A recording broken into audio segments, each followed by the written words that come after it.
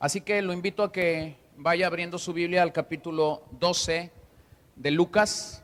Quiero considerar esta mañana la parábola del rico insensato, el rico necio, como en algunas versiones es traducido. He mencionado que Lucas es un evangelio que destaca la situación de la riqueza y la pobreza. Es decir, enfoca en algunos momentos hablar de este mal entendimiento que los judíos tenían acerca de la riqueza. Usted se acordará que ellos pensaban que quien era rico era un predilecto de Dios, es decir, tenía el favor de Dios por ser rico. Y cuando Jesús viene y comienza a enseñar y comienza a dar una serie de parábolas y que el Evangelio de Lucas relata estas parábolas y algunos encuentros que Jesús tuvo con algunas personas, usted define y usted puede entender que Jesús rompió paradigmas en medio de ellos. Si usted sigue la crónica del Evangelio de Lucas, encontrará que, bueno, en esta parábola del capítulo 12, del 13 al 21, tenemos la historia del rico insensato que voy a compartir hoy, pero en el capítulo 16, del 1 al 13, tenemos la parábola del mayordomo infiel que prediqué la semana pasada y vemos cómo este hombre malentendió y fue un mal mayordomo de lo que su señor le había confiado. Y también en ese mismo capítulo del verso 19 al 31 está la parábola que ya compartí sobre el rico y Lázaro, este hombre rico que pensaba que él merecía el cielo, pero que en la parábola que hemos ya predicado encontramos que no fue así, que el que consideraba ser predilecto de Dios aquí en la tierra tuvo castigo de Dios y fue enviado al Hades. Más adelante en el capítulo 18 de Lucas encontramos la historia del joven rico, aquel joven que fue a donde estaba Jesús y consideró hacer una serie de preguntas. ¿Qué tengo que hacer para heredar la vida eterna? Y Jesús lo manda a que guarde los mandamientos. Él dice, ya los he guardado. Sin embargo, al final de la historia, Jesús le dice, pues bien, vende todo lo que tienes, dalo a los pobres y entonces ven y sígueme. Y dice que el joven rico, ¿se acuerda qué pasó? Se entristeció por el pedido de Jesús. También habla de la riqueza. Y la última historia en el Evangelio de Lucas que tenemos, que tiene que ver con dinero, con economía o con posesiones, es la historia de Jesús y Zaqueo.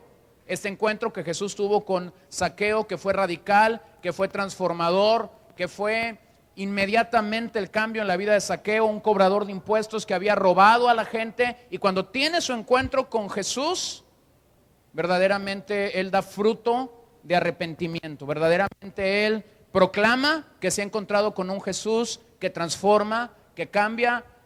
Deja de ser un adorador de las riquezas para comenzar a ser un seguidor fiel de Jesús.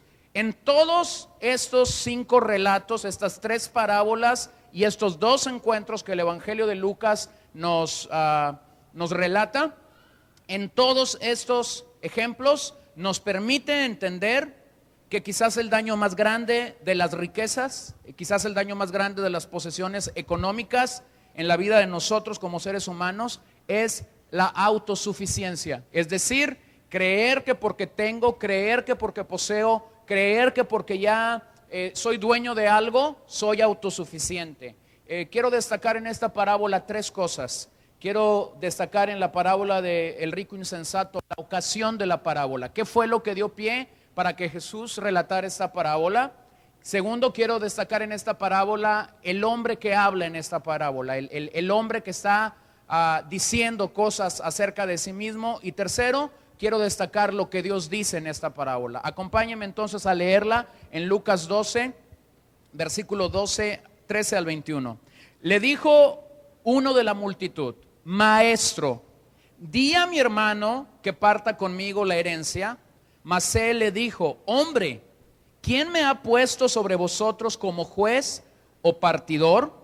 Y les dijo: Mirad y guardaos de toda avaricia, porque la vida del hombre no consiste en la abundancia de los bienes que posee. Repita conmigo el verso 15, léalo conmigo. Y les dijo: Mirad y guardaos de toda avaricia, porque la vida del hombre no consiste en la abundancia de los bienes que posee. Verso 16. También les refirió una parábola, diciendo: La heredad de un hombre rico había producido mucho, y él pensaba dentro de sí, diciendo: ¿qué haré?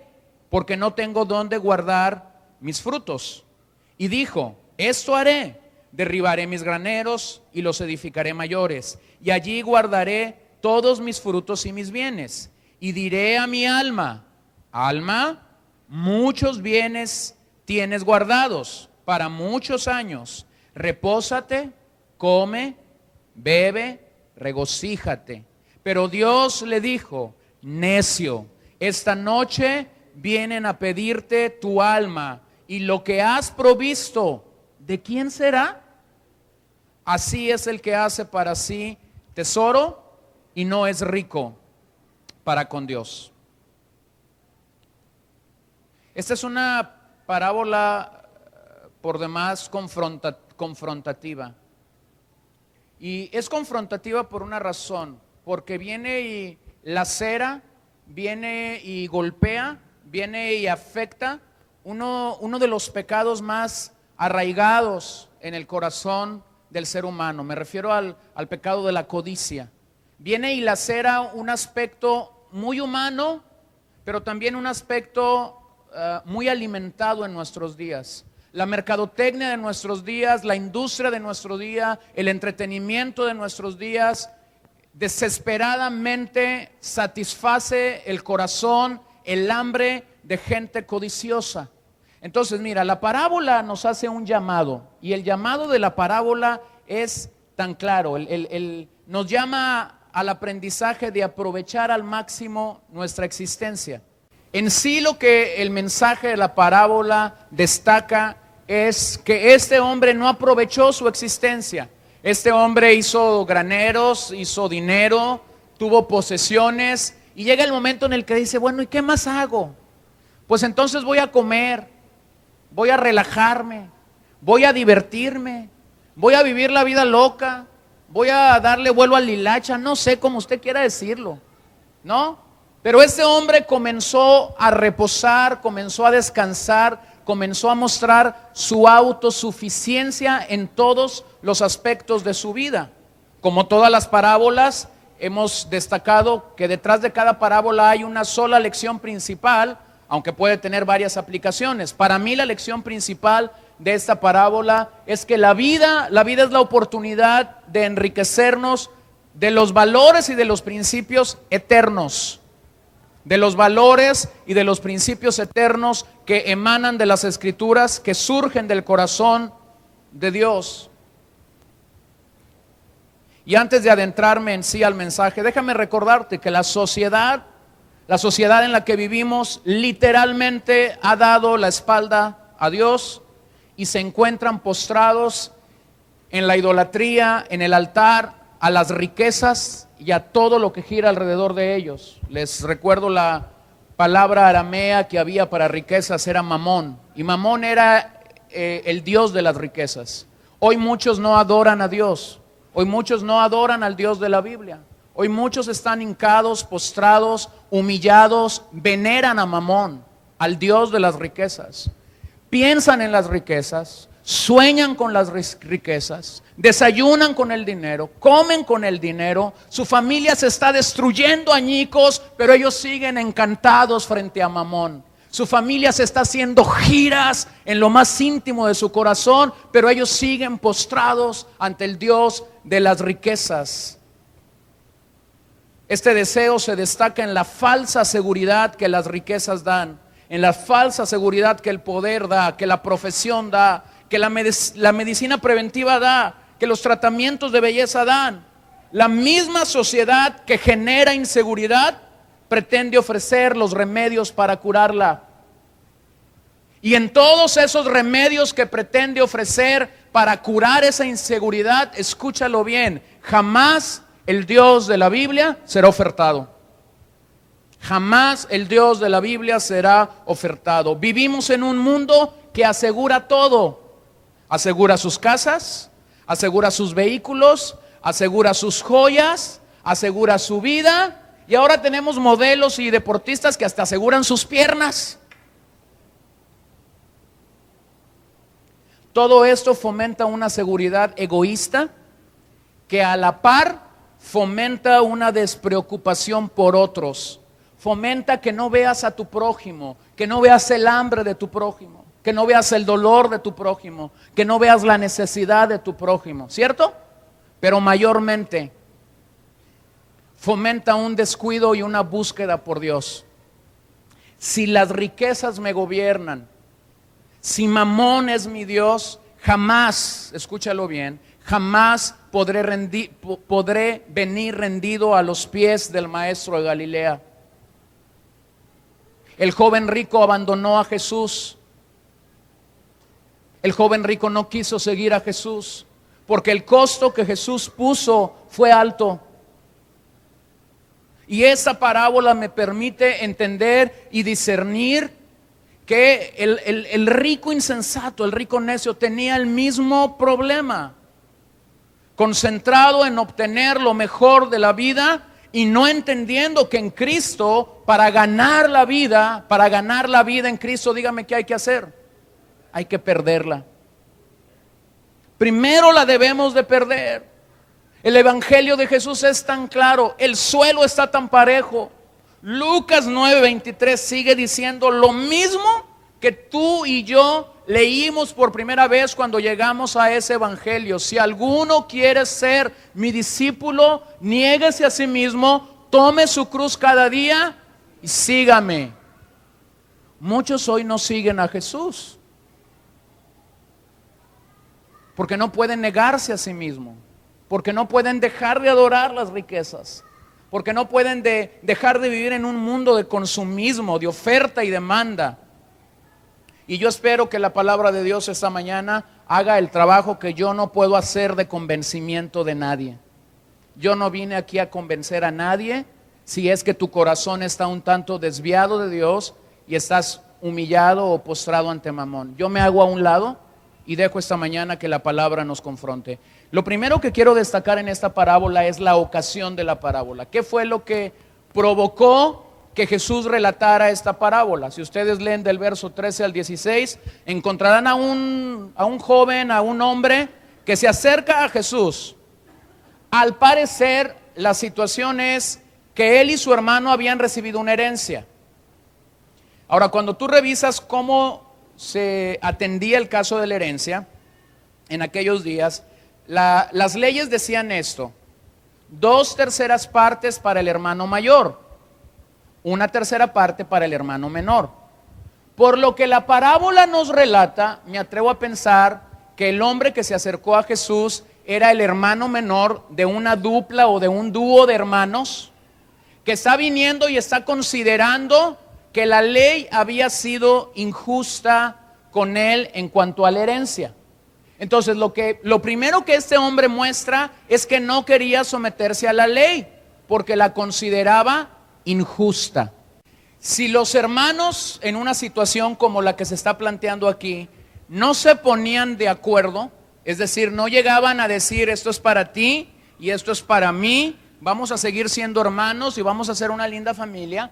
Si ellos no se ponían de acuerdo, entonces lo que ellos procedían a hacer era buscar, había dos oficios: o buscabas a un rabino que juzgara la situación, o buscabas a un abogado.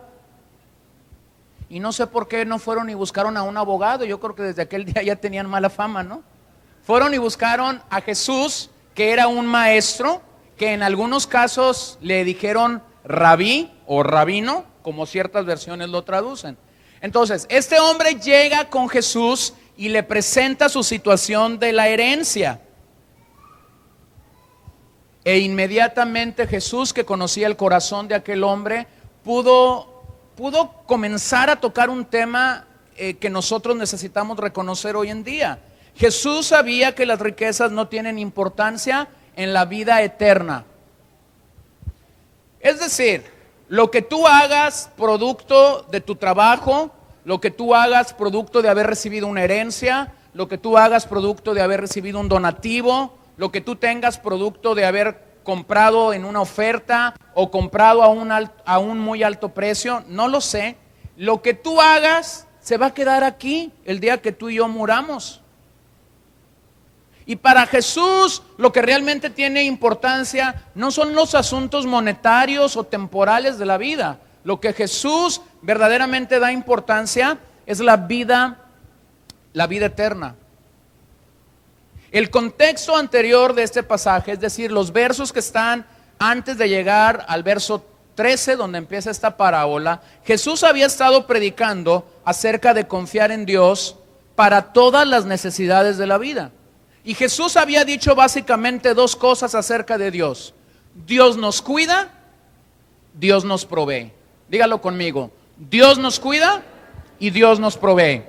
Eso es lo que Jesús había predicado antes. Entonces, pareciera ser, o por lo menos si yo pensara en el contexto de esta parábola, pareciera ser que este hermano que va con esta situación a Jesús y le presenta esta situación de la herencia, pareciera ser que había escuchado a Jesús y que Jesús quizás hace una pausa o toma un descanso en su predicación.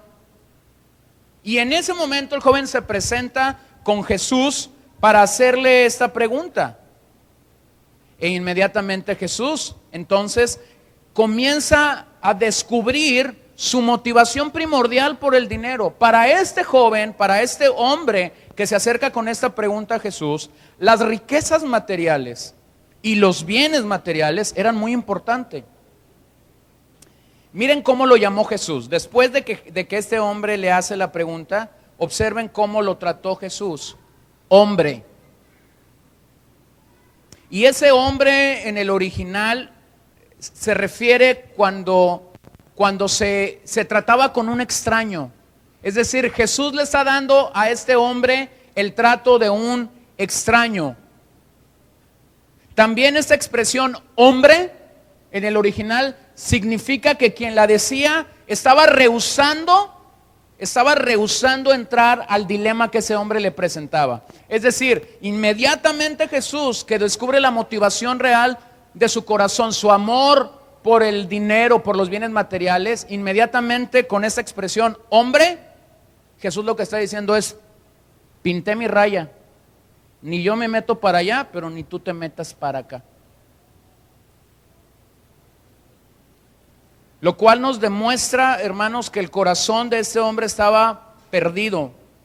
Ahora, si mi razonamiento cuando leo el pasaje es cierto o correcto, este hombre había escuchado predicar a Jesús. ¿Sobre qué dos cosas había predicado Jesús? Dios nos cuida y Dios nos provee.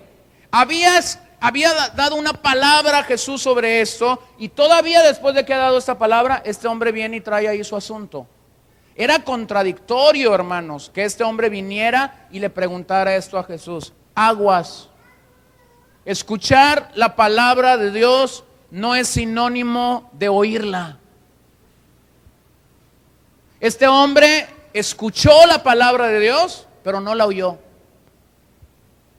En nuestros días, este es un peligro latente. Muchos que el día domingo dicen amén, nomás dicen amén como una borregada,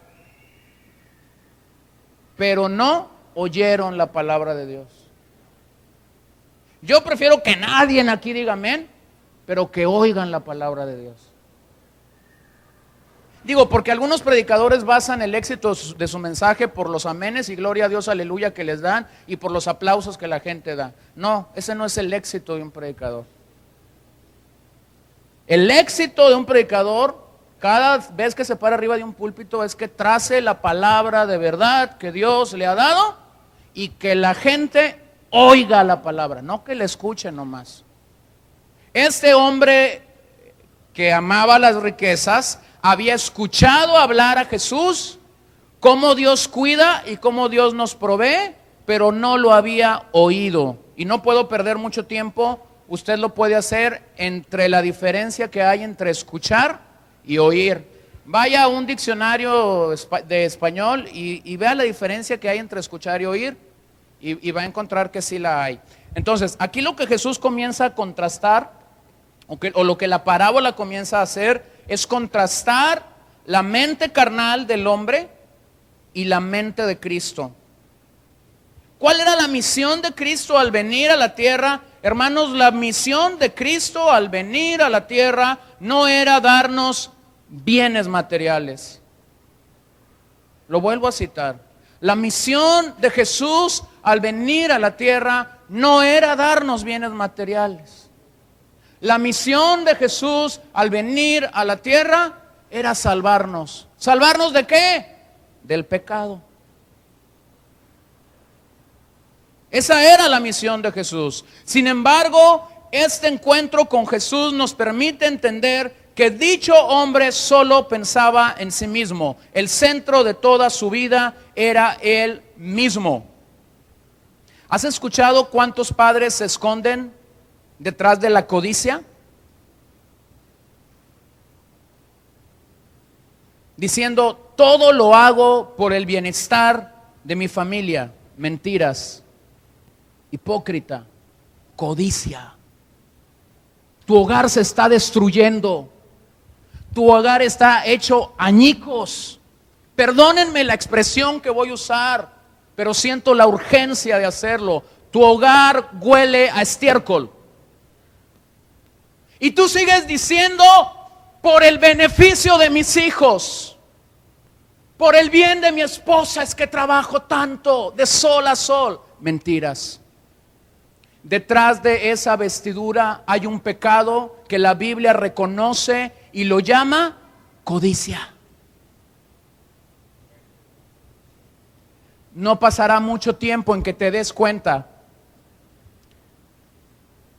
que tus hijos son unos extraños en tu hogar, que tu esposa es una extraña en tu hogar, que tus viajes no pueden compensar lo que el amor, lo que el cariño de un cónyuge espera, que tu consejo y tu tiempo de calidad de padre en nada podrás comprar con regalos, con joyas, con dinero.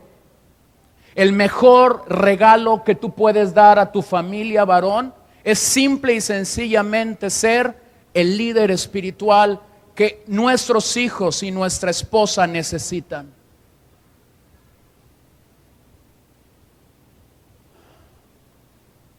La advertencia de Jesús aquel día: mirad y guardaos de toda avaricia. Mirad y guardaos de toda avaricia. Déjeme desmembreno estas tres palabras. Mirad es la palabra griega opate, que significa ver, percibir, contemplar, observar. Es mucho más que un mirar pasajero. Es ver, es percibir, es contemplar. Lo que Jesús está demandando en este principio que hay en las Escrituras es que contemples, es que observes fijamente. ¿Para qué? Para guardarnos. La palabra guardaos es filasesté, que significa custodiar, cuidarse uno mismo de un enemigo. Y la palabra avaricia es pleonexias, que significa ambición, avaricia o codicia. Entonces déjeme pongo este principio del Señor quizás en unas palabras más claras para nosotros. Contempla, cuídate de este enemigo llamado codicia. Mirad y guardaos de toda avaricia. Contempla, ve fijamente a tu enemigo y cuando lo hayas visto, cuídate de él mismo. ¿De quién? De la codicia, de la avaricia, de la ambición.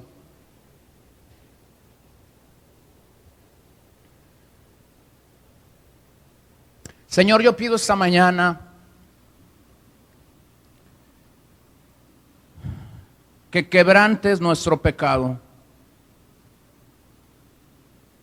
que hables a nuestras vidas y que descubras mientras comunicamos este principio, descubras cualquier pecado en el cual hemos incurrido para amar y para abrazar la codicia e ir tras ella.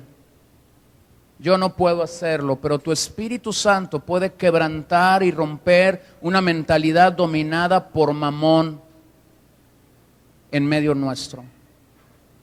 Lo pido en Jesús. Amén. Es que el problema es que vivimos en un mundo que está gobernado por una filosofía, por la filosofía de la abundancia. La filosofía de la abundancia es la sublimación de los bienes materiales como el fin supremo de la vida. Mientras más tienes, te verás mejor. Mientras mejor vistes, te verás mejor. Mientras mejor tienes un carro, te verás mejor. Cuantos muebles compres, cuantas pantallas compres, te verás mejor. Cuanto más viajes, te verás mejor. Aún entre los evangélicos, la codicia ha entrado, ha sido infiltrado y se ha disfrazado con el ropaje de fe y prosperidad. Hermanos, por el amor de Dios, lo vuelvo a decir, no sé por cuántas veces, el mensaje de fe y prosperidad no es otra cosa sino codicia. Codicia, vil codicia. Dios te quiere bendecir. Y ahí está un montón de gente creyendo que Dios la quiere bendecir económicamente. Codicia. Antes, escúchame bien a eso. Antes de que el Señor te quiera bendecir, antes el Señor tiene que salvarte y perdonarte y lavarte y santificarte de todos tus pecados. Detrás del mensaje de fe y prosperidad, detrás de ese mensaje horrendo que huele a azufre, que huele al infierno, detrás de ese mensaje no hay más que dos cosas: pastores fraudulentos, mercaderes del templo, traficantes del evangelio, amadores del dinero. Pero segundo, gente que está en la misma situación, que lo único que creen que Dios puede hacer por ellos es enriquecerlos. Codicia. El pecado se llama codicia, se llama avaricia, se llama ambición. Y por eso Judas, cuando habla de estos hombres, dice: se desviaron de la misma manera que el profeta Balaam lo hizo. Y si tú regresas a ver la vida de Balaam ahí en el libro de Números, vas a encontrar algo interesante. El rey Balac manda emisarios y pide a Balaam que venga y maldiga al pueblo de Israel, a la nación de Israel. Y Balaam primero va y ora a Dios. ¿Y te acuerdas de la respuesta de Dios a su vida? No vayas.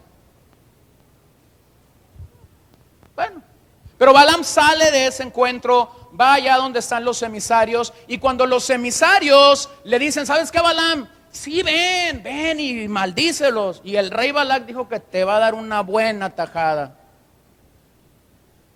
Pues ahí va otra vez el profeta Balaam con Dios a orar. Ahora escuche bien, esta historia nos debe de enseñar mucho sobre la oración. Cuando Dios ya nos dijo no una vez, no insista. La respuesta de Dios a su oración fue, dígamelo, fue no insista. Si Dios ya dijo no insista. A Dios no le podemos hacer manita de cochi. Pero ahí está Balaam insistiendo a Dios: bueno, Señor, pero yo creo que sí voy. ¿Por qué? Dígame por qué. Porque le habían ofrecido una lana. Y entonces la gente medio resbala, porque dice: ¿cómo fue que entonces Dios le dijo? Pues ve. ¿Cómo fue que Dios le dijo ve? Te lo voy a decir.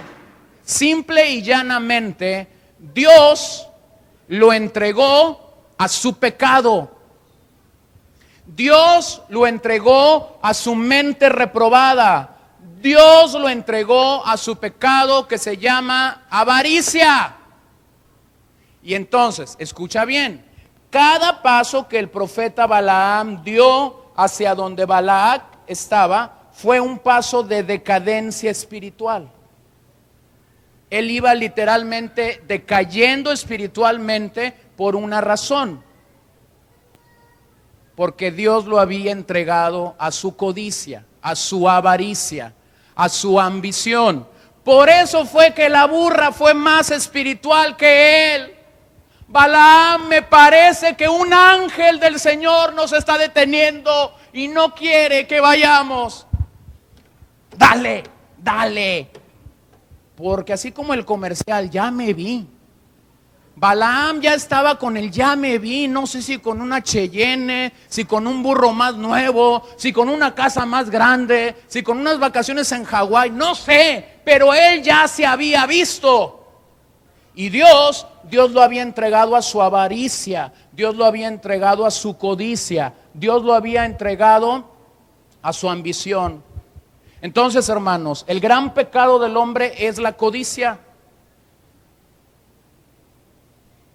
La codicia es una clara evidencia de cómo el hombre ha vuelto la espalda a la ley de Dios, dándose así una licencia a pasiones y apetitos que van contra las leyes de Dios y de los hombres. Ya Moisés, en el decálogo inspirado por Dios, dado por Dios para gobernar a la nación de Israel, ya Moisés había escuchado y Dios le había dicho eso: no codiciarás. ¿Qué le había dicho? La codicia es el deseo de conseguir mis caprichos, mis apetitos, mis anhelos. Esto revela que el único Dios al que adoras son tus deseos. El Nuevo Testamento condena en repetidas ocasiones este pecado, traducido en su mayoría de veces como avaricia, pero también con la palabra mezquindad, avidez o exigencia nuestra. En el griego de todas las épocas, la palabra codicia o avaricia suena como una palabra desagradable. En el griego clásico, la palabra avaricia que aparece en nuestras versiones significa codicia fiera. Manifiesta el espíritu de un hombre que emplea todos los medios posibles para aprovecharse de su prójimo. ¿Ha escuchado usted eso cuando alguien está en un trabajo? No me importa las cabezas que tenga que cortar, yo voy a llegar. Codicia. No me importa quién me tenga que llevar entre mis pies, yo voy a llegar. Codicia.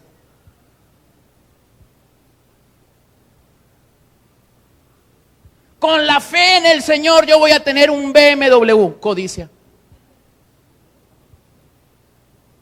Por fe me voy a ir 4 meses de vacaciones a Europa. Codicia. Codicia. Codicia.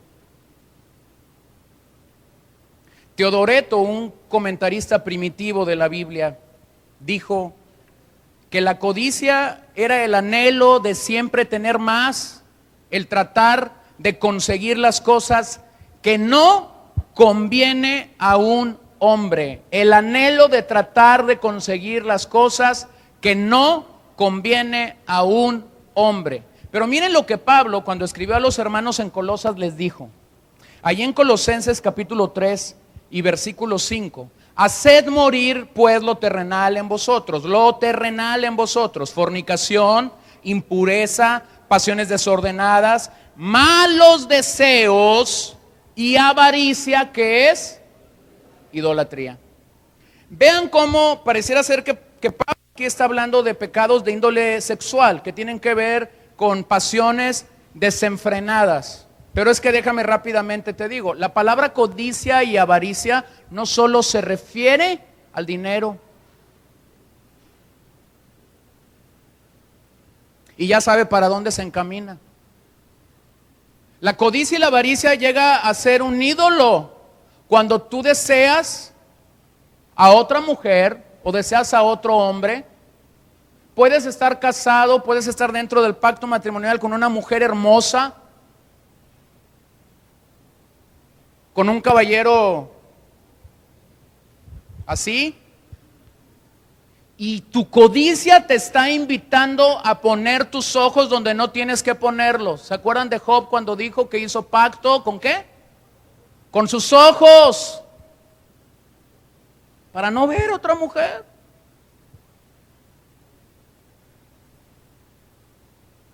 Me estoy acordando que alguien hace poquito me dijo que yo predicaba cosas imposibles. No, yo no predico imposibles. Pero cuando usted cree que yo predico cosas imposibles, use ese texto que todos los cristianos usan en nuestros días fuera de su contexto. Lo que para el hombre es imposible, para Dios, úselo, le doy permiso que lo use. ¿Sí? No, yo no predico imposibles, yo predico la Biblia. Y para usted obedecer la Biblia, como para yo obedecer la Biblia, necesitamos la gracia y el favor inmerecido de Dios. Y estamos todos en la misma tarea, todos en el mismo trabajo. Necesito la gracia de Dios para levantarme del altar de la codicia, para levantarme del altar de Mamón y ir corriendo a los pies del Calvario.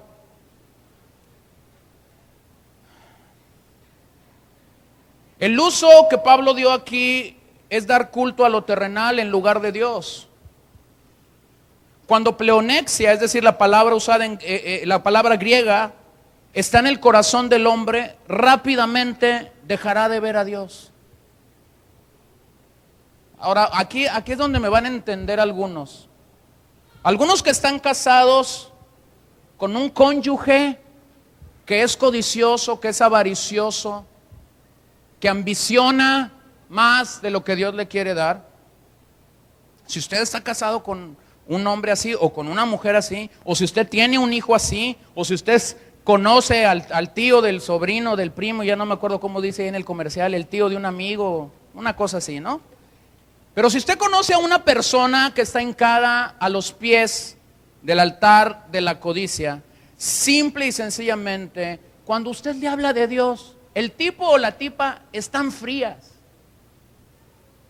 Tú le dices, ¿pero qué no ves que vas camino al infierno?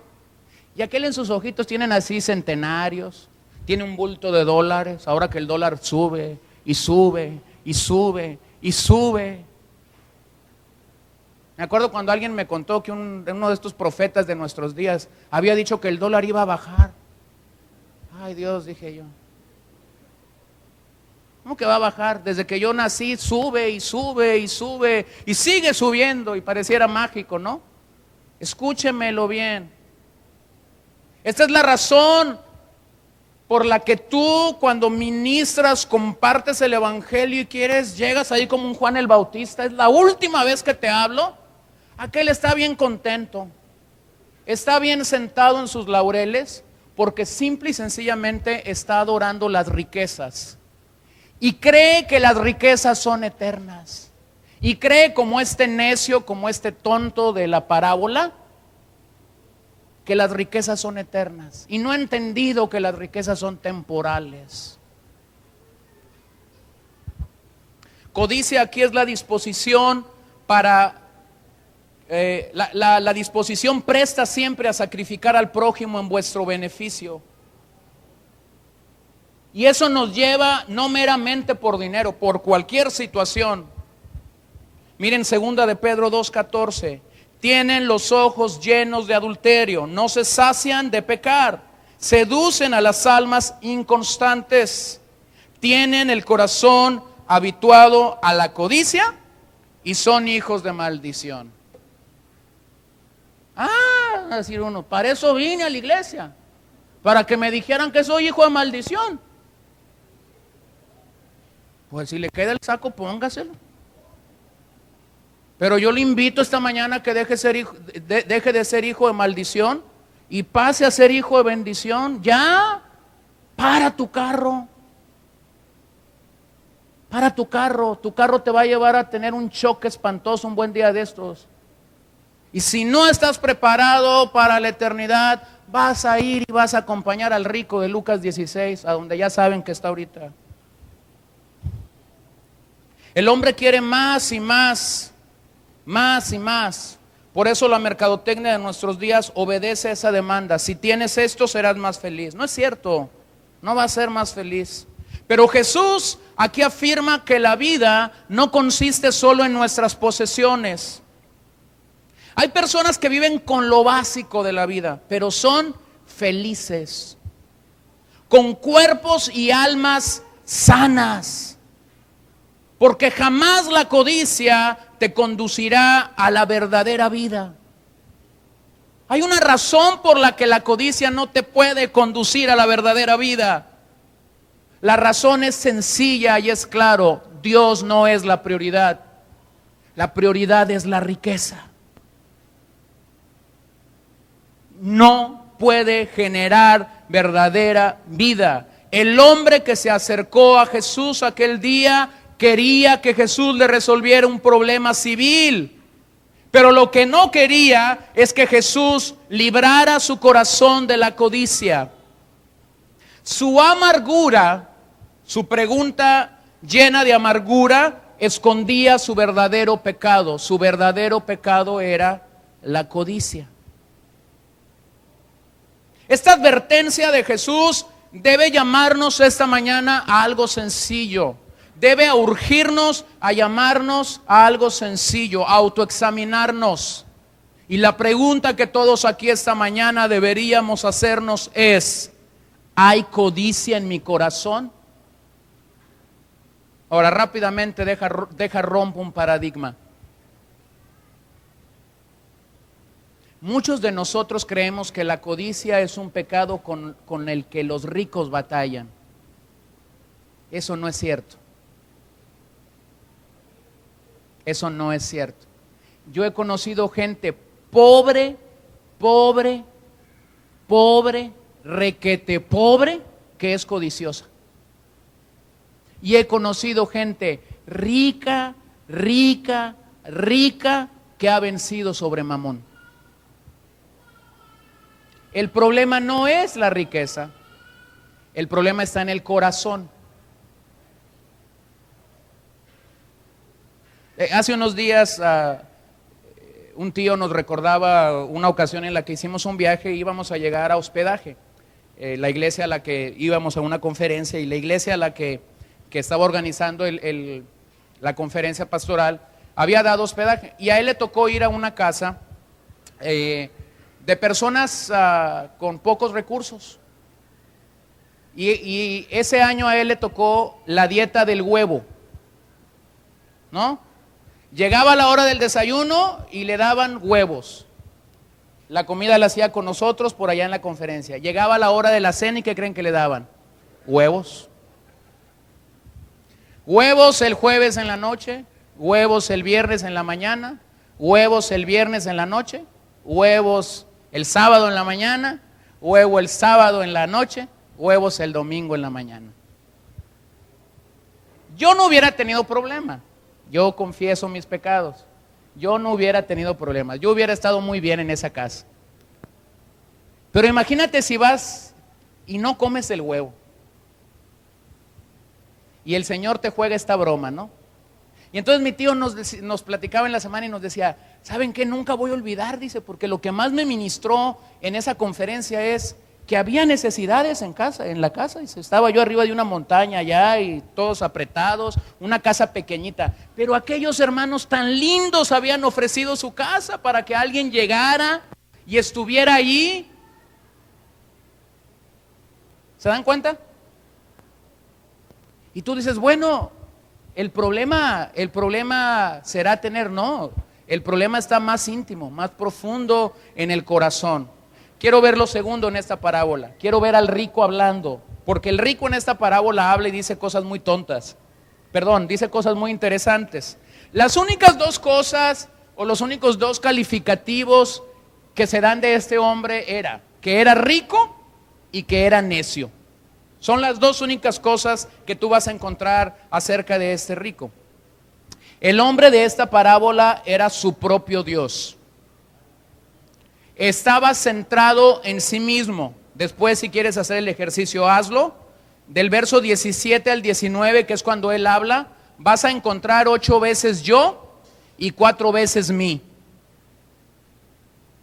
En estos 2 versículos vas a encontrar que este hombre rico 8 veces repite yo o alguna forma del yo, y 4 veces repite mí. Ahora, ciertamente el hombre había sido bendecido por Dios.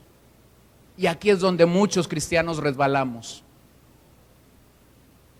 Aquí es donde muchos cristianos resbalan. Pero ¿cómo aquel pecador, aquel ladrón, aquel adúltero, aquel le pega a la mujer, golpea a los hijos, mal empieza el viernes cuando ya está tomando, trae a sus amigotes ahí, pone la música a todo volumen? ¿Por qué le va tan bien? A mí me lo han preguntado cantidad de veces. Ahora déjeme explico algo. La Biblia habla de la gracia de Dios. Y hay un tipo de la gracia de Dios, se llama gracia común. Es decir, la gracia común nos rodea a todos, seamos o no seamos cristianos. ¿Se acuerda de aquel pasaje? Él hace llover, ¿sobre quién? Sobre justos y pecadores o impíos. ¿Sí? ¿Por qué hace llover? Por su gracia común. Es decir, rodea, puede bendecir a quien Él quiera. No está en nosotros decirle, pues a este sí bendícelo y a ese maldícelo. No, no está en nosotros. Está en la gracia común del Señor. Ahora, por eso es que muchos que están hincados ante Mamón se justifican. A mí me lo han dicho. A mí me han dicho, mira, yo no voy a la iglesia y me está yendo re bien. Yo no hago todo lo que tú dices y Dios no deja de bendecirme. Balaam, estás caminando, Dios te está entregando a tu avaricia, estás caminando hacia la destrucción. Pero es que el problema es, traduces el término bendición hacia lo único en lo que tu mente piensa, dinero. Pues no nos portamos tan bien, pero Dios nos bendice, dicen algunos. El hombre se olvidó de la providencia de Dios. El hombre se olvidó de la providencia de Dios. Observa ahí lo que él dice tontamente. Mi fruto, mis bienes, mi alma. Y en lo único que yo coincido con él es en esto. Mi alma, sí era de él, no se la había dado al Señor. Y el que es codicioso, el que es avaricioso, el que ambiciona tener más y más, tiene el mismo problema. Su alma no es de Dios, su alma es de él mismo. Bueno, él cree que es de él mismo, realmente es de Satanás.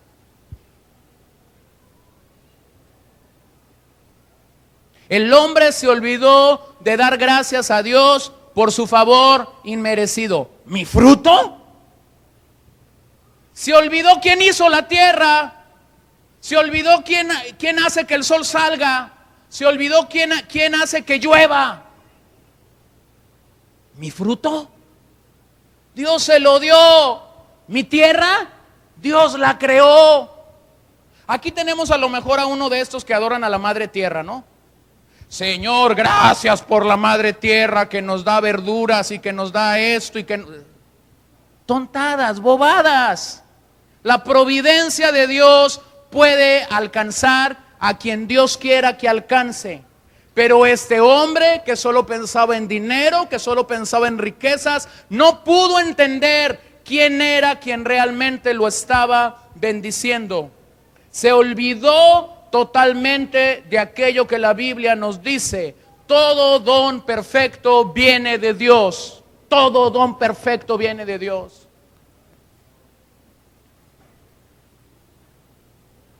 Qué hermoso llovió ayer, ¿no? Y estaba lloviendo así. Y yo estaba por una ventana en mi casa y yo dije, ay Señor, ¿desde cuándo no llovía aquí así? Gracias por la lluvia. Gracias Señor por eso, por la lluvia. Pero me voy a otra recámara donde hay un extractor en un baño. Y la lluvia estaba directamente entrando al extractor. Y entonces en menos de 5 minutos yo podía pasar de decir gracias Dios por la lluvia y llegar acá y decir, Señor, cámbiale el sentido a la lluvia. No, por Dios, hermano. Dios es quien decide cómo llueve. Dios es quien decide cuándo llueve. Miren Deuteronomio 8, del verso 11 al 14. Cuídate de no olvidarte de Jehová tu Dios para cumplir sus mandamientos y sus decretos y sus estatutos que yo te ordeno hoy. No suceda que comas y te sacies y edifiques buenas casas en que habites, y tus vacas y tus ovejas se aumenten, y la plata y el oro se te multipliquen, y todo lo que tuvieres se aumente. Y aquí está el problema.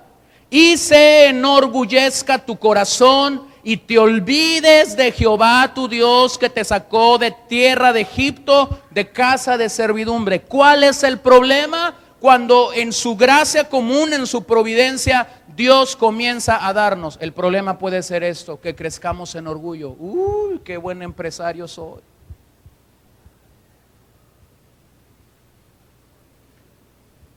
Qué buen empleado soy. Entré hace un año y ya me han promovido 3, 4 veces. Cuidado. A lo mejor mañana te encuentras con la noticia que te van a promover, pero te van a promover al desempleo. Cuidado. Y miren Eclesiastés 5:11, cuando aumenten los bienes, también aumentan los que los consumen. ¿Qué bien pues tendrá su dueño sin verlos con sus ojos? Mire, yo conozco un par de personas a las que Dios las ha bendecido increíblemente con trabajos que han ido aumentando en ingresos. Nomás que hay un problema. Ganan más, pero gastan más. Fíjate que me volvieron a subir el salario. Pues qué bueno, gracias a Dios, para que el barco se enderece, le decimos. Y a la par de las semanas o meses los vemos y resulta que el barco está más hundido ahora. Y tú preguntas, bueno, ¿cómo es si estás ganando más? Se supone que el barco debería estar... No, pues es que debo acá, y debo acá, y debo allá, y debo acullá.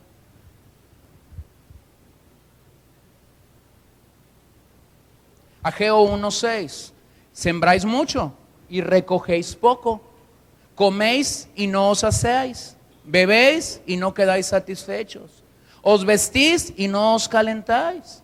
Y el que trabaja a jornal recibe su jornal, ¿en qué? En saco roto.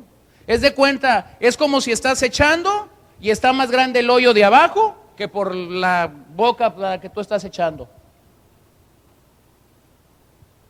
Es como cuando tienes ahí una moneda, una botella en casa, una alcancía, lo que sea, ¿no? Y tú estás echando y echando y echando y echando. Y resulta que hay un payaso ahí en la casa que hizo un orificio debajo y así como tú estás echando y echando y echando, él viene y saca y saca y saca y saca. Y en lugar de echarle monedas, él echa arena o tierra para que pese, ¿no? Y tú llegas y dices, gloria a Dios, las vacaciones que siempre he deseado.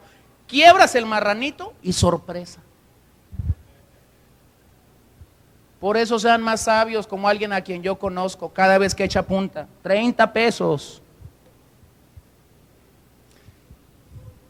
40 pesos. Así que cuando ya va a quebrar el marrano, no hay necesidad de contar. Dice, bueno, hay tanto dinero en el marrano. Y ya nomás por hobby lo cuenta. ¿Con cuánta facilidad, hermanos, nos olvidamos de agradecer a Dios lo que Él nos ha concedido? Con cuánta facilidad nos olvidamos de Dios cuando Él nos ha concedido un bien económico, cuando Él nos bendice con un trabajo, cuando Él nos bendice con un extra, cuando Dios quiere darnos un pilón. Con cuánto trabajo nos olvidamos de decir, Señor, gracias. Romanos 1 descubre el problema de la raza humana con el pecado. Y Romanos 1 señala 2 pecados que son el fundamento, la base de todo pecado. Número 1, no honrar a Dios como tal. Es decir, no reconocer que el Dios de la Biblia es Dios único y verdadero. El segundo pecado que Romanos 1 descubre es no dar gloria a Dios, no dar gracias a Dios. Necesitamos crecer en nuestra gratitud con Dios. Necesitamos crecer en nuestra gratitud con Dios. Y voy a tocar un tema delicado, pero que la parábola nos lleva a eso. Voy a tocar el tema de las finanzas unos minutos. Porque el tema de las finanzas es un tema tan debatido en nuestros días, el acto de dar al Señor. Está tan debatido. Usted encuentra un pleito increíble en la web. Quien dice sí, quien dice no, quien se le va la mano, quien dicen para nada. Escúcheme bien lo único que yo quiero decir. En esta iglesia usted se da cuenta el poco énfasis que nosotros damos a levantar ofrendas y diezmos? Por una razón, porque lo creemos saludable. Yo he estado en congregaciones donde pasan más tiempo recogiendo ofrendas y diezmos que predicando el evangelio. Yo he estado en congregaciones donde en una sola reunión levantan 3, 4 ofrendas.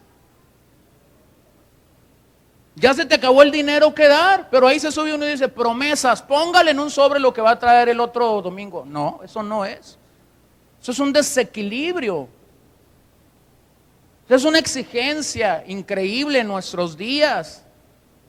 Y el Señor está descubriendo un problema. Mire, yo encuentro con tanta facilidad en nuestros días excusas para no dar a la causa del reino. Y justifican su posición bíblicamente. El tema de los diezmos y de las ofrendas en la grey cristiana, en la grey evangélica en nuestros días, está lleno de razonamiento y excusas. Y lamentablemente lo que no percibimos es que en medio de muchas de esas excusas y razonamientos humanos que tenemos, en muchos de esas excusas y razonamientos humanos que tenemos, está la codicia. No me miren feo. Si no se los digo yo, ¿quién se los va a decir? Los que no creen en el diezmo y hablan solo de ofrendar. Tenemos este grupo. Dicen, no, el diezmo era de la ley. Bueno, créalo. Usted quiere creer que era de la ley, no tengo problema. ¿Ofrenda como el Nuevo Testamento dice? Porque el Nuevo Testamento en Corintios dice que debemos ofrendar proporcionalmente como Dios nos ha bendecido. Pero resulta que Dios te ha bendecido tanto, y tú vienes el domingo y le das limosna. Entonces, tu excusa es, el diezmo es de la ley. Creo que esta mañana tendrías que preguntarle al Señor, ¿hay codicia en mi corazón? Es que ya está abrogado. Déjeme nada más le explico algo. Lo que se abrogó fue la ley ceremonial. Es decir, todo el sistema de rituales que afectaban los sacrificios. Busque dónde estaba el diezmo. Y el diezmo no está en la ley ceremonial. El diezmo está en la ley moral. Que no fue abrogada, escúchelo, que no fue abrogada. Y si usted cree que fue abrogada, entonces hay que quitar toda la ley moral de Dios. Y si usted quita toda la ley moral de Dios, se va a llevar sorpresas. Ahora no se asuste, porque no soy ni codicioso ni avaricioso con este tema. El tema de las finanzas es sencillo. Quien lo cree lo practica. Y quien no lo cree, pues no lo practica. Es como cuando la Biblia dice, no mentirás. Y tú te vas a tu casa y eres un mentiroso. ¿Lo entiende o no lo entiende? Yo no voy a estar ahí con una pistolota. ¿Dices mentiras o no dices mentiras? Si usted lo quiere creer, entonces lo que usted cree es lo que va a accionar en su vida.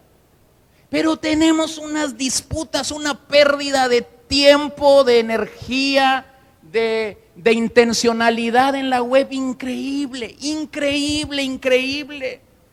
Tenemos gente que más que bendecir el evangelio con este tema de las finanzas, maldice el evangelio.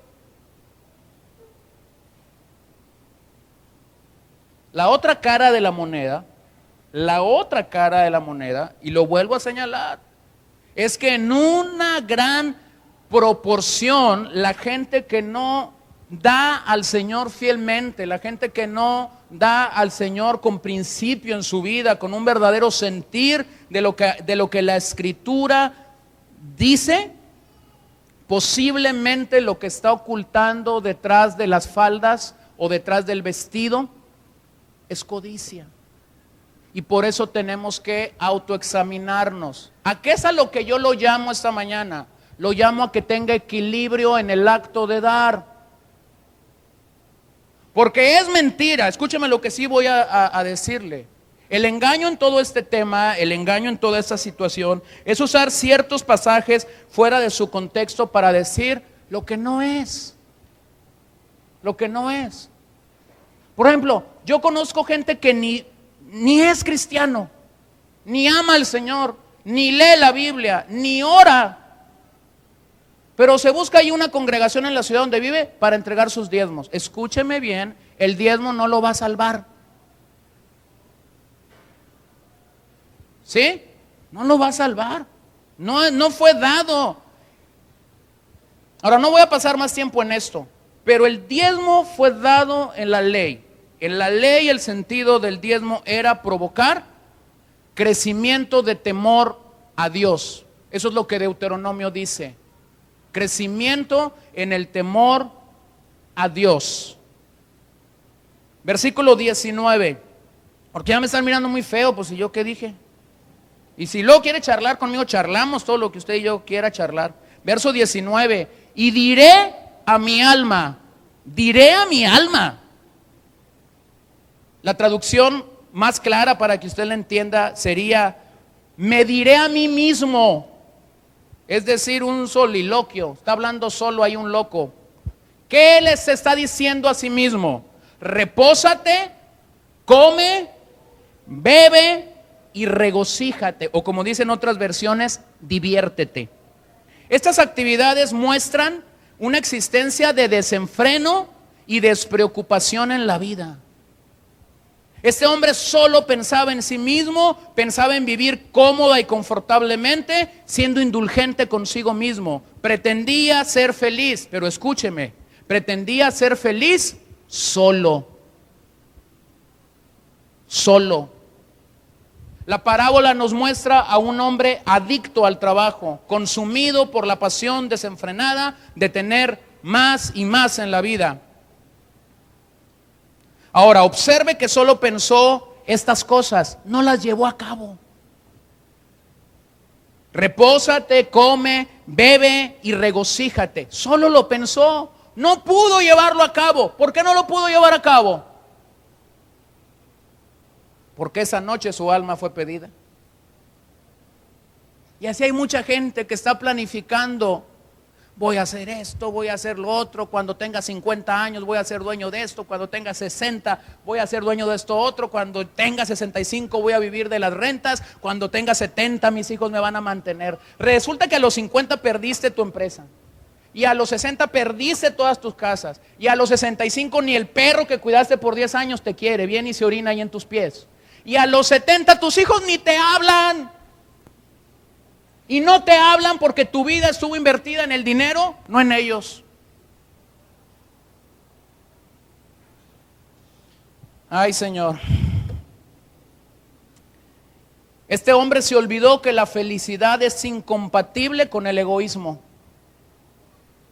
Es incompatible con el egoísmo. La parábola muestra a este hombre adicto al trabajo, pero sin pensar en nada más. Miren cómo Pablo señala lo que el profeta Isaías ya había dicho en sus tiempos.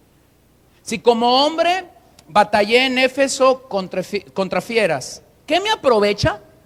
Si los muertos no resucitan, comamos y bebamos, porque mañana moriremos. Pablo está haciendo alusión del profeta Isaías, pero también entre los griegos este era un dicho. En los días de Pablo: comamos y bebamos porque mañana moriremos. O sea, dale, ya saben eso. Hagan lo que quieran, vivan como quieran, ustedes gasten en lo que quieran, no honren a Dios. No. Está Pablo diciendo: esto es una locura. Lo que Pablo nos muestra en todas sus cartas cuando habla de este tema, y aquí el mismo pasaje, es que una vida gobernada por el materialismo tiene como raíz la necedad. La necedad. Por eso Salmos 14:1 nos recuerda: dice el necio en su corazón, no hay Dios. Se han corrompido, hacen obras abominables, no hay quien haga el bien. No hay quien haga el bien. Lo tercero que la parábola dice es que Dios habla en esta parábola, y eso para mí es muy significativo. Porque solo Dios conocía verdaderamente los pensamientos de ese hombre. Nadie sabía que este hombre moriría, sino solo Dios. Él andaba comiendo, bebiendo, divirtiéndose, construyendo graneros. Y Dios era el único que sabía que esa noche era su última noche. Entonces, mira, aquí está el asunto. Dios no quería su dinero. Dios quería su alma. Pero su alma estaba rendida, completamente rendida a los pies de Mamón. Por eso mucha gente no viene al Señor. Porque piensan que el asunto es dinero y no entienden que el asunto es tu alma. Porque la primera pregunta que nos hacen cuando comenzamos a venir a una iglesia cristiana o evangélica es: ¿y ahí qué te quitan? Y la segunda inmediata es: oye, ¿ahí cobran los diezmos? ¿Ofrendan? O como alguien una vez me dijo: no, yo no voy porque no tengo nada que dar. No, usted está errando.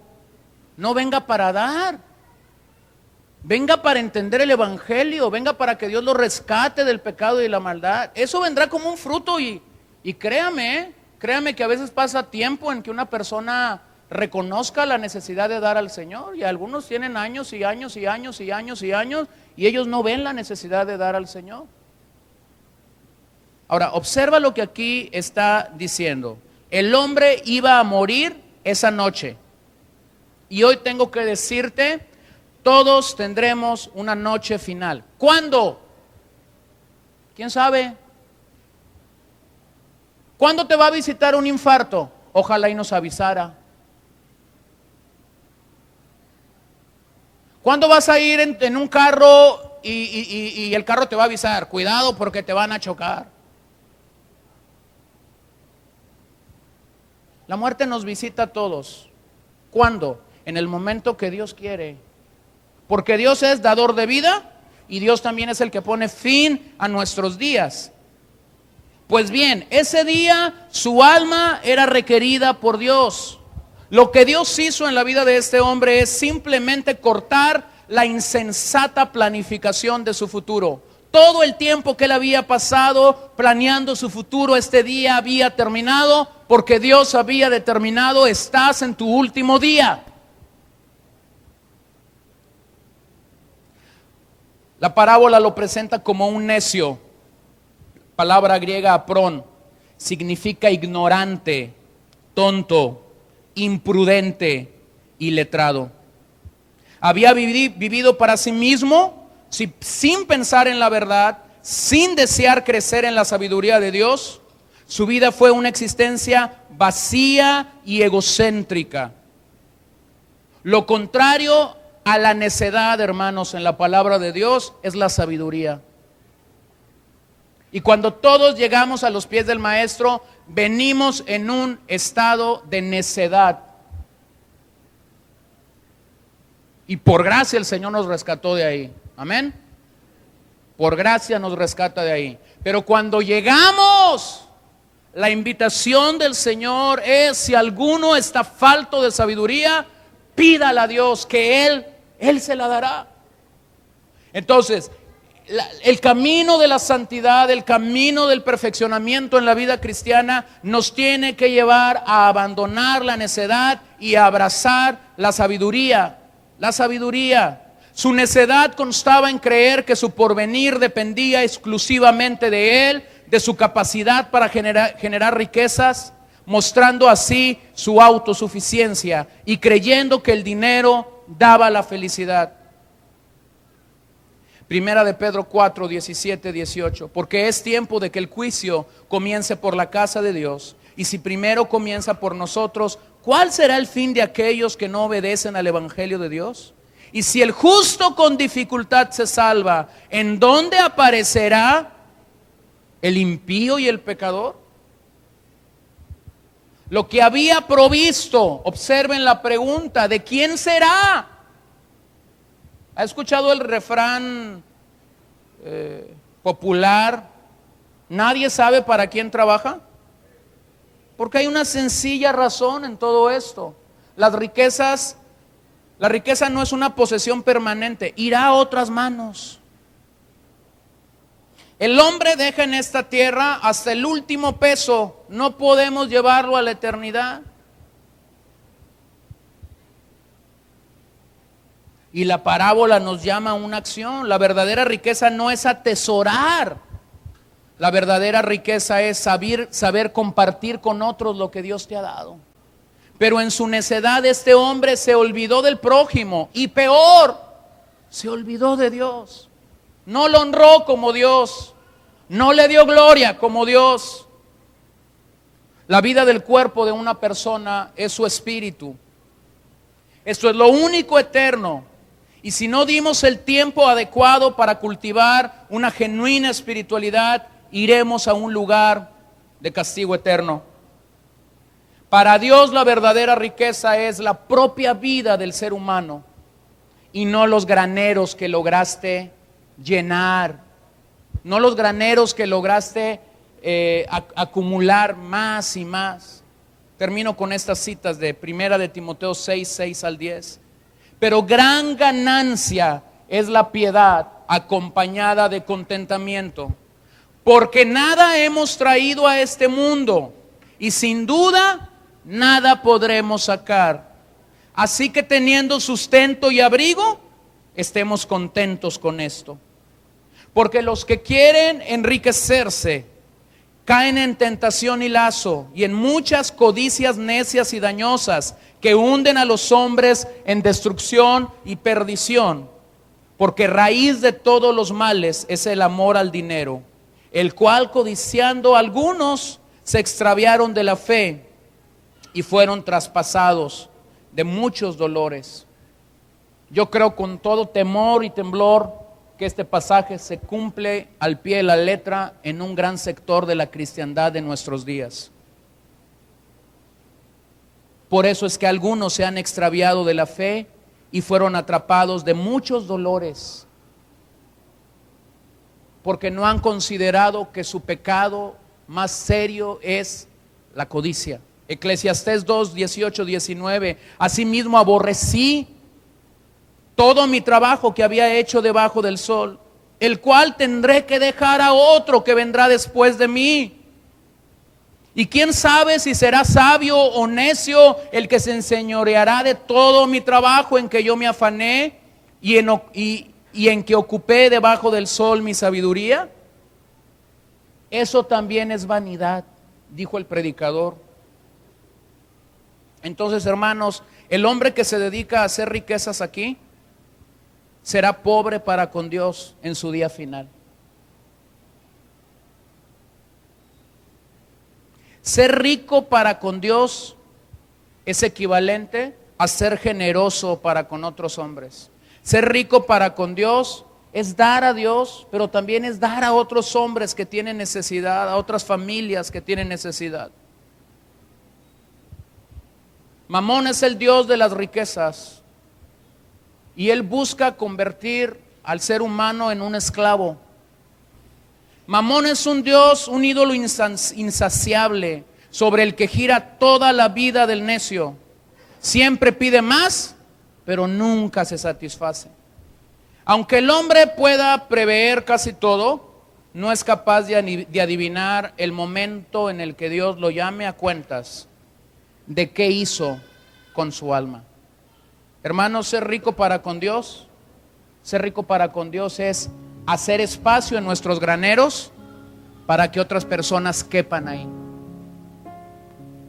Ser ricos para con Dios es no dejar que nuestros graneros abunden de mercancía terrenal, sino permitir que otros sean bendecidos con lo que Dios nos ha dado. Me encanta cómo termina Salomón, el libro de Eclesiastés, un libro de sabiduría, en sus dos últimos versos. Cuando él ya ha dicho infinidad de veces vanidad de vanidades, él termina diciendo: el fin de todo el discurso oído es este. ¿Cuál es? Teme a Dios y guarda sus mandamientos, porque esto es el todo del hombre. Porque Dios traerá toda obra a juicio, juntamente con toda cosa encubierta, sea buena o sea mala.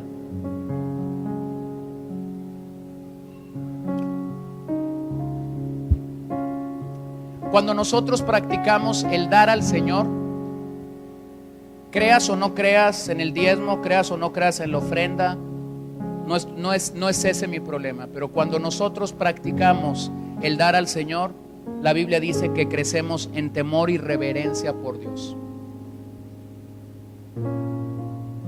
A mí seguidamente me asaltan con estas preguntas y razonamientos, ¿no? Está como el otro día alguien me dijo, yo no creo en el diezmo. Yo le dije, ¿sabes qué? No es mi problema. Pero mira, te voy a resolver la vida. Yo tampoco creo en el diezmo.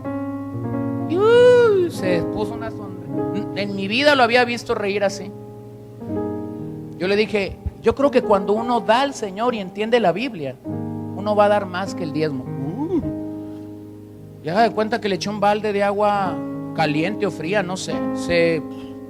¿Tú estás pidiendo más? No, yo no estoy pidiendo más, le dije. Es sencillo. La ley era exigente en sus demandas y en sus obligaciones.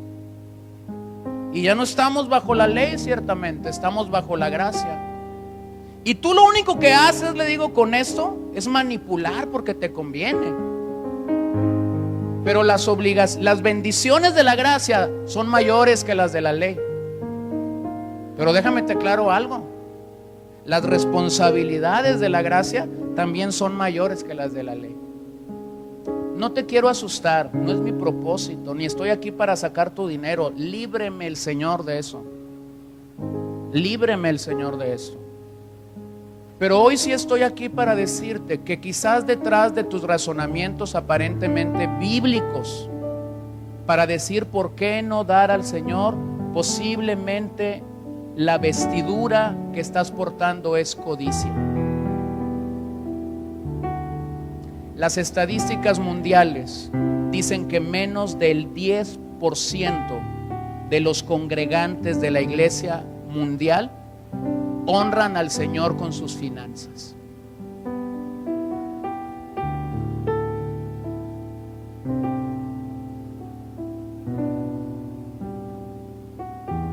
Y eso me asusta por una razón.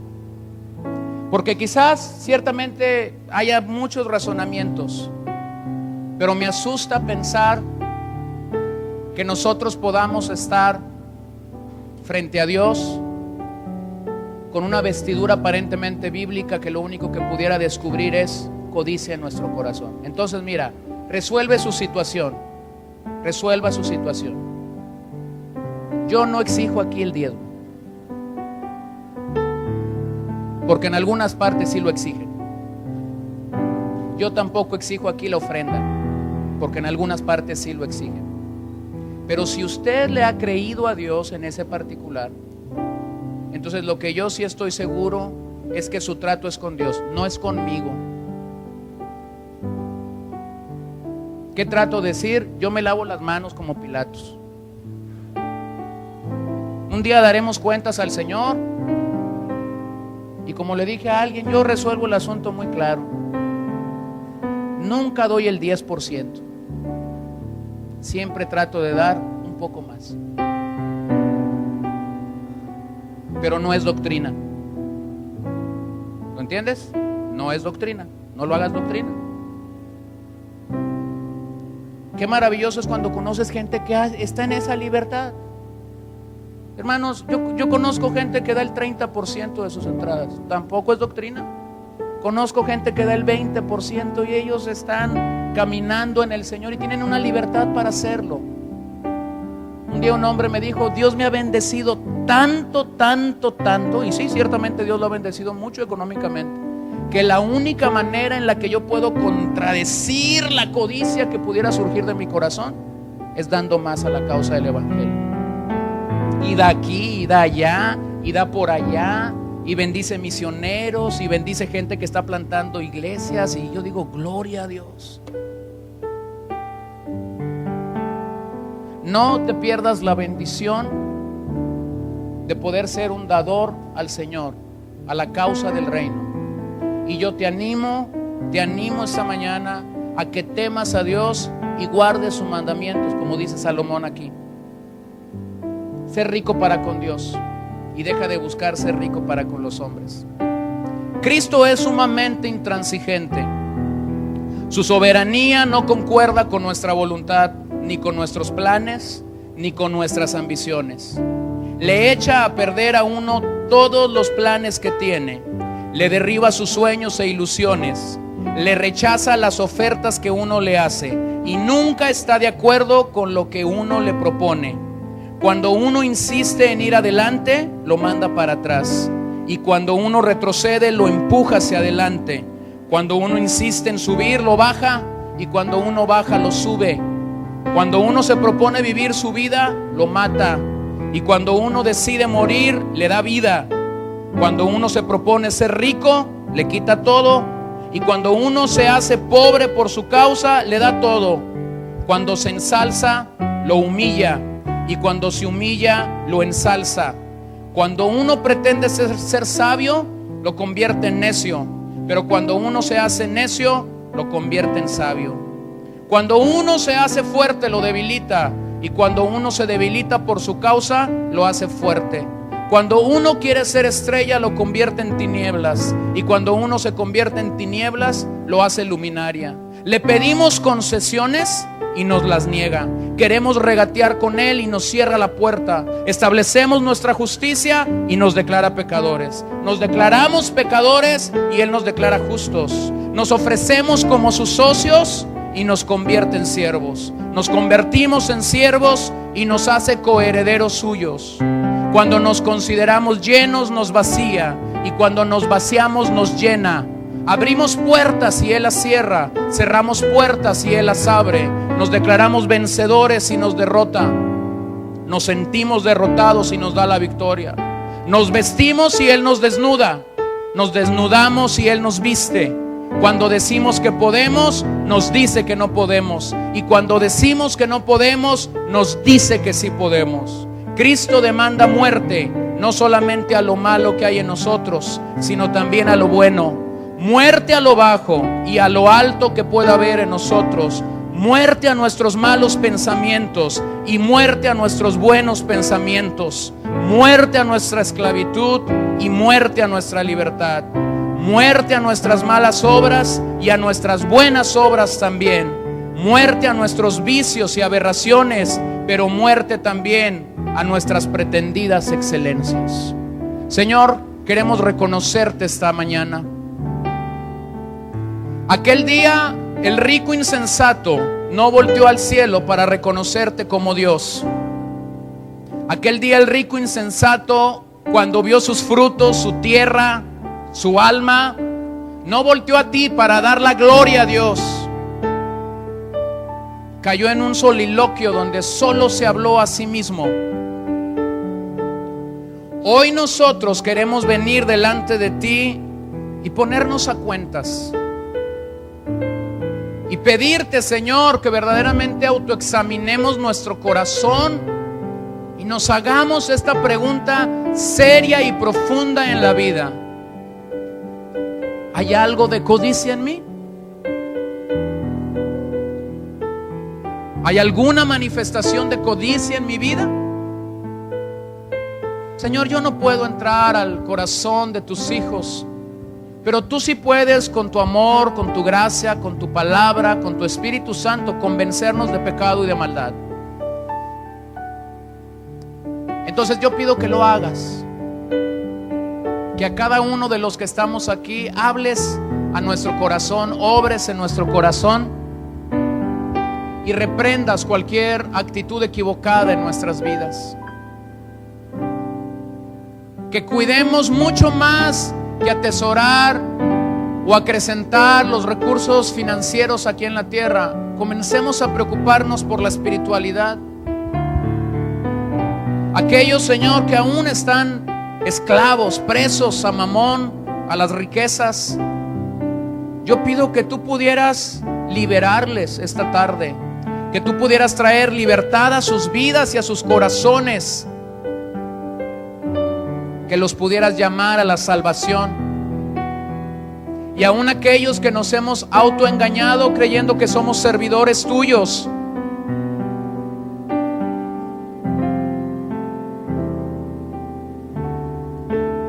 pero que seguimos a las riquezas, ayúdanos. Perdónanos cuando hemos puesto por delante nuestra situación financiera. Perdónanos cuando no te hemos buscado por la idea de que estaba trabajando. Perdónanos cuando erradamente hemos dicho: todo lo estoy haciendo para bendición de mi familia, pero he dejado de ser el líder espiritual de mi familia. Señor, en cosas tan prácticas o tan sencillas como venir a una reunión para ser edificados por tu palabra, hay mucha gente que no ha crecido en ello y pone como pretexto el trabajo, las ocupaciones de la vida. Y lo único que eso manifiesta, Señor, es que primero es lo que para ellos es más importante.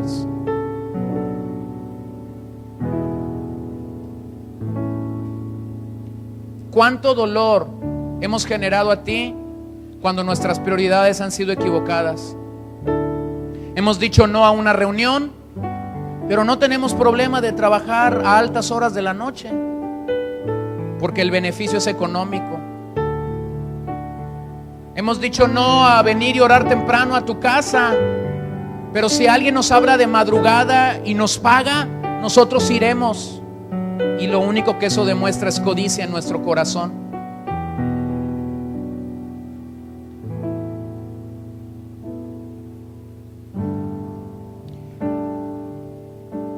Visítanos, Señor,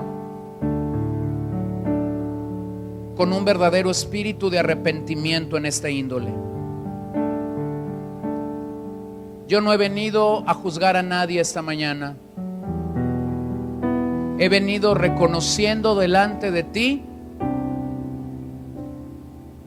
como el primero que tiene que autoexaminarse en esta situación. Háblanos. Háblanos.